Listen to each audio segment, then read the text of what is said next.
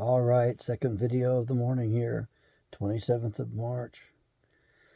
Thanks for all the views on my Porsche review of the Cayenne Turbo GT. I really would like one of the cars. I know I panned it basically. I really think that Porsche kind of got it wrong, but then again, it's their first attempt at it. It may prove to be the best one. We only know when we put these things in the sheet metal and get them out there and drive them. I still think it would better have a PDK transmission in one of those beasts, though. You all seem to like the Porsche reviews. I'm going to do some more.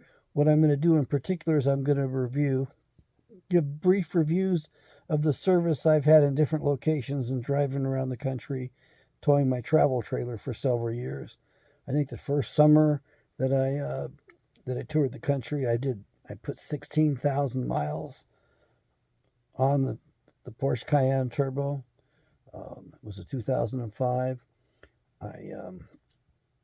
I gave it a nickname that I can't say on here because they don't like the name of Adolf.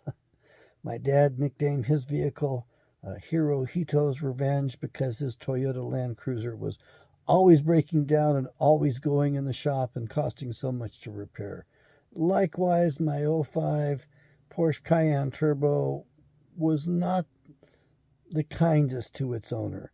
That first edition of the Porsche, especially the turbo levels, were not very kind to their owners. They're expensive to maintain. I hope they'll do a better job because after what I experienced with the first one, I said I wouldn't do it to myself again. But I have to be honest, if I could afford one, I'd get one. I think everybody should drive Porsches. They're fine automobiles when they're working right, and they don't have to spend a lot of time in the shop, and you don't have to run up the bills. Mine was costing me on average of $1,500 a month, and I was always behind the curve getting things done. It was a wonderful car. Whenever anybody asked me, if you could drive any car you want, what would it be? I would laugh, and they'd say, "Why are you laughing?" And I would tell them, "I'm driving it. I just hope I get to keep on driving it." Well, the car was totaled in an accident. It saved my life, basically. I did get hurt pretty badly. I did not get a proper insurance settlement. Things have changed. The doctors work for the insurance company, so they do their notes in a peculiar way that they don't attribute injuries to the accidents the way they should. The physicians are beholden to the insurance companies because they have to have liability insurance, and they don't want to cross swords with insurance companies. They're not your doctors, folks. They're the government's doctors first and foremost. Remember that. This is a medical, military, industrial complex.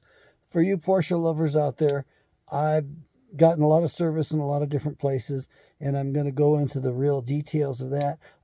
Some of those Porsche dealerships are not going to like it. I actually took one to court. I lost that case.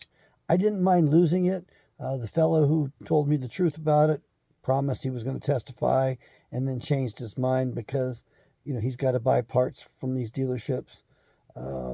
Anyway, we aren't that much of a brave people and an honest people. I think Porsche aficionados are probably a little bit more honest than others. We face the reality a little bit more. We know the cost of maintaining one of these beasts.